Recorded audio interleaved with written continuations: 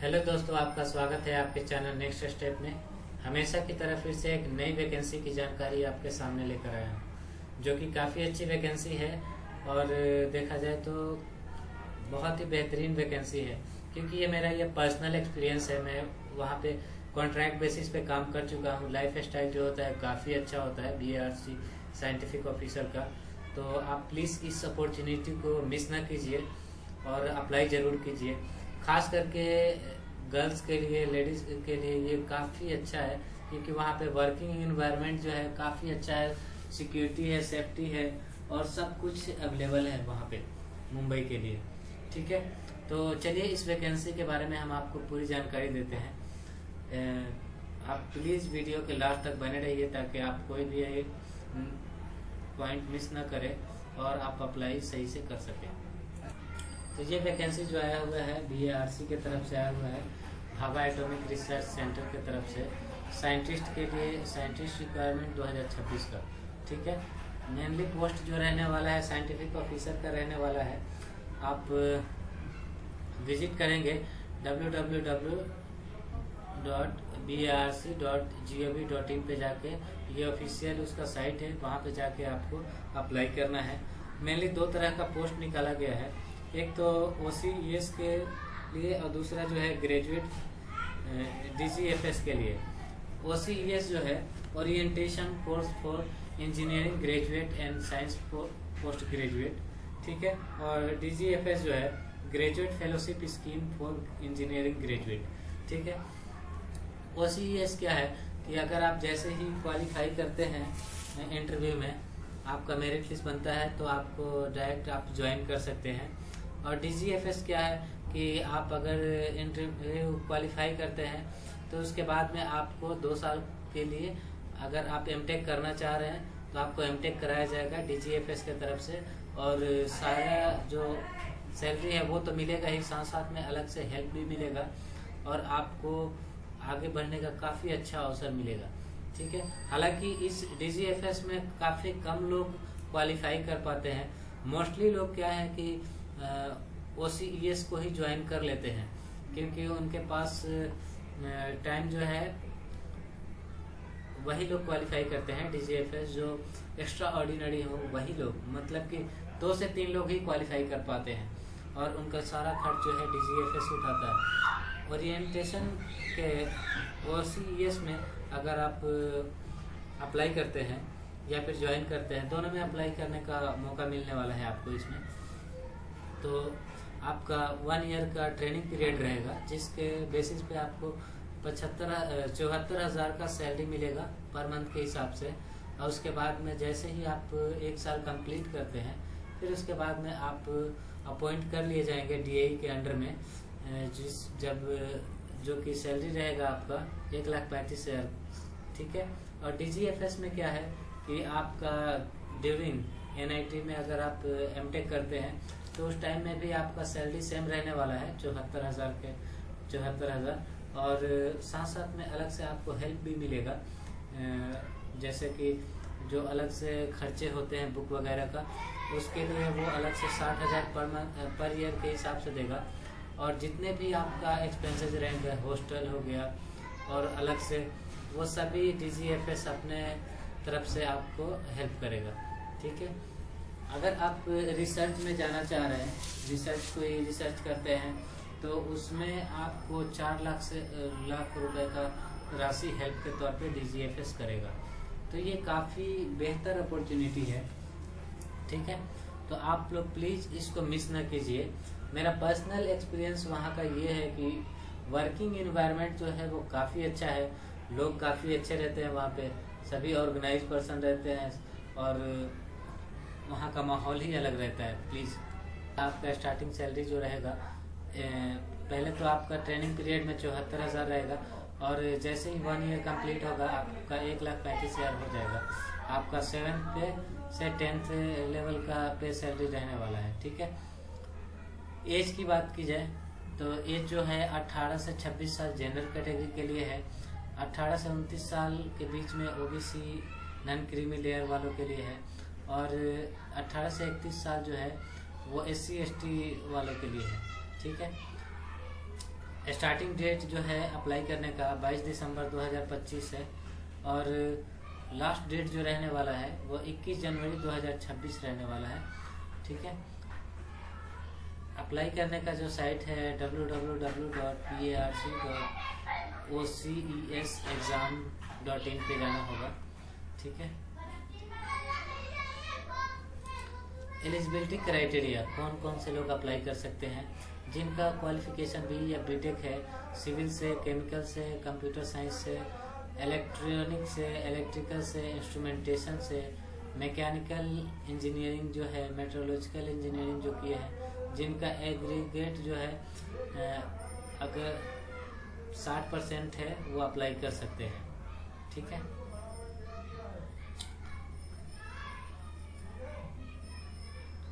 Selection process देखा जाए तो सिलेक्शन प्रोसेस जो होने वाला है ये आपका इंटरव्यू बेसिस पे होगा। पहले तो आपका एक सेंट्रल टेस्ट लिया जाएगा, और जिनके पास पहले से स्कोर कार्ड, गेट का स्कोर कार्ड है 2024-25, तो वो लोग स्कोर कार्ड से भी अप्लाई कर सकते हैं।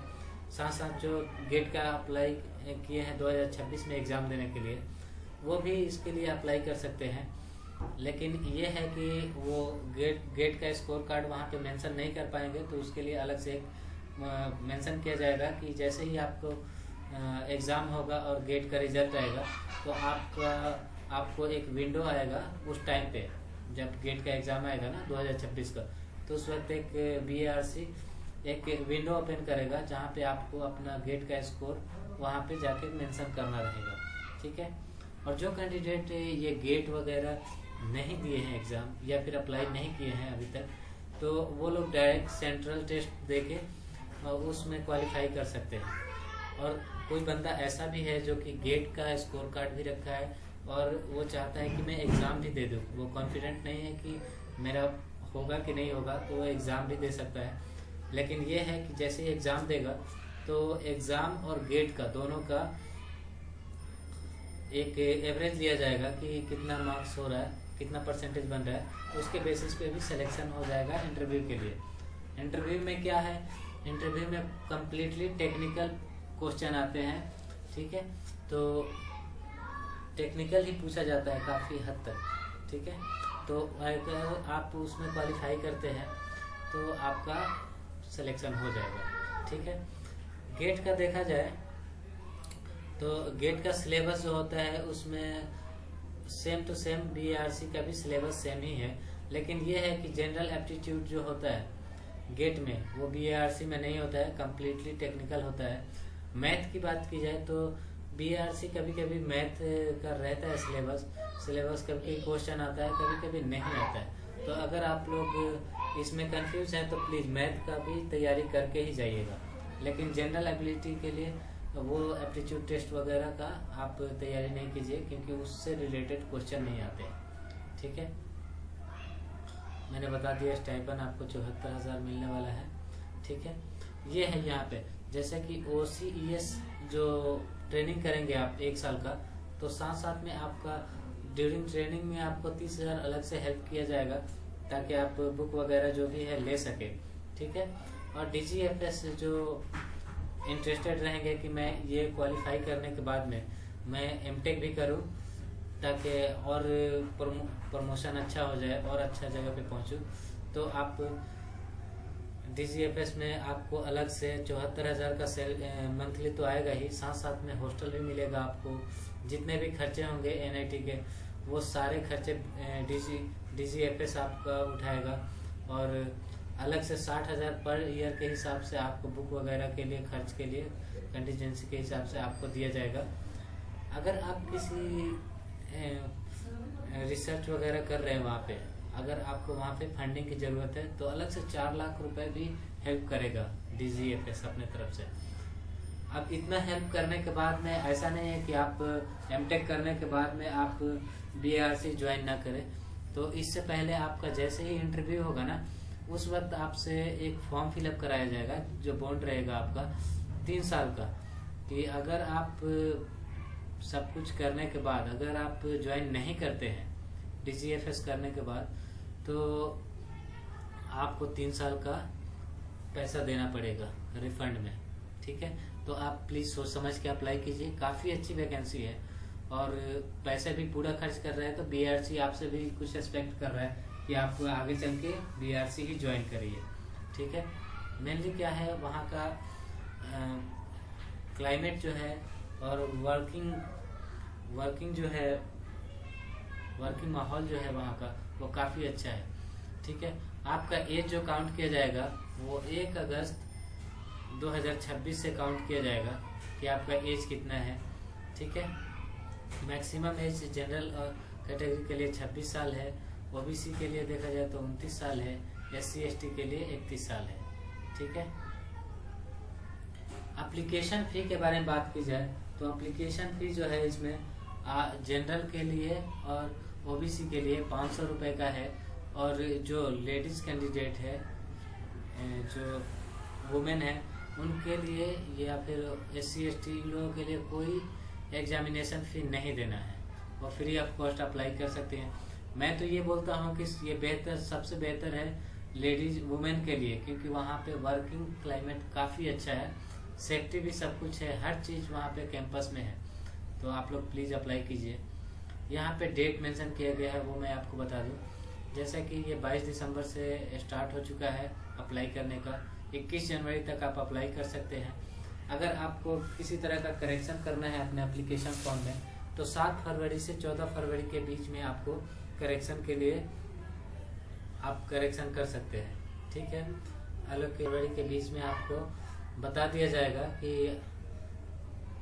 आपका एडमिट कार्ड जो है एग्ज़ाम के लिए वो 15 से 20 फरवरी के बीच में आपको मेंशन कर दिया जाएगा। आप उस टाइम में आप निकाल सकते हैं। एग्ज़ाम का डेट जो रहेगा वो 14 से 15 मार्च को लिया जाएगा। ठीक है, 2026 में। और candidate upload GATE score card जो कि 2026 में गेट का एग्ज़ाम देंगे, उनके लिए जो मेंशन किया गया है 26 मार्च से 2 अप्रैल 2 अप्रैल तक आप वहाँ पे एक विंडो ओपन होगा उसी साइट पे, तो वहाँ पे जाके अपना गेट का स्कोर वहाँ पे मेंशन कर सकते हैं। ठीक है, इंटरव्यू के लिए जो इंटरव्यू के लिए जो सिलेक्शन होगा वो 2nd वीक ऑफ अप्रैल तक हो जाएगा। ठीक है, और उसके बाद में देखा जाए तो इंटरव्यू स्क्रीनिंग जो किया जाएगा, जो इंटरव्यू क्वालिफाई करेंगे उनके लिए जो किया जाएगा 20 अप्रैल से 26 अप्रैल तक। फिर उसके बाद में सिलेक्शन इंटरव्यू के लिए 12 मई से 12 जून तक सिलेक्शन इंटरव्यू के लिए किया जाएगा। ठीक है, online application portal last week of June 2026 तक होने वाला है DGFS के लिए। ठीक है, और DGFS MTech के लिए जो इंस्टीट्यूट जो जिसमें आप सेलेक्ट किए जाएंगे वो 1st वीक ऑफ जुलाई 2026 तक किया जाएगा। ठीक है, सिलेक्शन का डिक्लेरेशन जो होगा एप्लीकेंट का कब सेलेक्ट जो मेंशन किया जाएगा वो 2nd वीक ऑफ जुलाई तक आपका हो जाएगा। ठीक है, और प्री एम्प्लॉयमेंट मेडिकल टेस्ट जो किया जाएगा वो 1 जुलाई 2026 से 23 जुलाई 30 जुलाई 2026 तक किया जाएगा। ठीक है, और आपका स्टार्टिंग डेट जो है प्रोग्राम का वो 31 जुलाई 2026 से आपका हो जाएगा। मतलब आपको 1 अगस्त से आपका स्टार्ट हो जाएगा आपका वर्किंग पीरियड। ठीक है, सिलेक्शन प्रोसेस मैंने बता दिया कि आपका एक तो स्क्रीनिंग होगा, इंटरव्यू बेसिस पे ही होने वाला है, जो कि आपका गेट बेसिस पे जितना स्कोर करेंगे उसके हिसाब से शॉर्ट लिस्ट किया जाएगा और उसके बेसिस पे आपको बुलाया जाएगा। दूसरा क्या है, अगर जो गेट का एग्ज़ाम नहीं दिए हैं वो सेंट्रल टेस्ट देंगे जो कि BRC खुद ऑर्गेनाइज करता है, उसके बेसिस पे आपका सिलेक्शन होगा। और जो कैंडिडेट चाहते हैं कि उनका गेट का भी मेंशन हो और टेस्ट भी दे, वो खुद दे सकते हैं, लेकिन वही है कि उनका एवरेज दिया जाएगा। ठीक है, जो कैंडिडेट इस बार गेट देने वाले हैं तो वहाँ पे ये है कि मेंशन करना होगा कि गेट का अपीयरिंग है, और वो कैंडिडेट जो इस बार पास आउट होने वाले हैं तो उनके लिए भी यही है कि इस साल वो उनके सारे पेपर क्लियर हो जाने चाहिए और 1 जुलाई तक उनको ये कंडक्ट आपका प्रोविजनल या फिर सर्टिफिकेट तो नहीं आ पाता है, लेकिन हाँ कॉलेज के तरफ से ये सर्टिफिकेट मिल जाना चाहिए कि ये ऑल जितने भी सेमेस्टर का एग्ज़ाम है या फिर जो भी कोई भी पेपर बैक वगैरह नहीं है, ये क्वालिफाइड है और इसका मार्क्स जो है 60% से अबव हो रहा है। ठीक, आपका सिलेक्शन जो होगा BARC में वो IGCAR, RRCAT, VECC, HW, heavy water board, NFC, फिर से ब्रिट, NPCIL, भवानी, जो कि काफ़ी अच्छे मतलब कि इसके अंदर में आते हैं DAE के अंदर में, उनमें आपका सिलेक्शन किया जाएगा। तो उम्मीद है ये वीडियो थोड़ा लंबा तो हुआ लेकिन पसंद आया होगा। अगर आप इसी तरह का वीडियो चाहते हैं तो प्लीज़ आप मेरे चैनल को सब्सक्राइब कीजिए और बेल आइकन को प्रेस कीजिए ताकि आने वाले नए वैकेंसी की जानकारी आपको आसानी से मिल सके। तो ये था मेरा आज का वैकेंसी का जानकारी। इसी के साथ मैं आपसे लेता हूँ विदा। Thank you.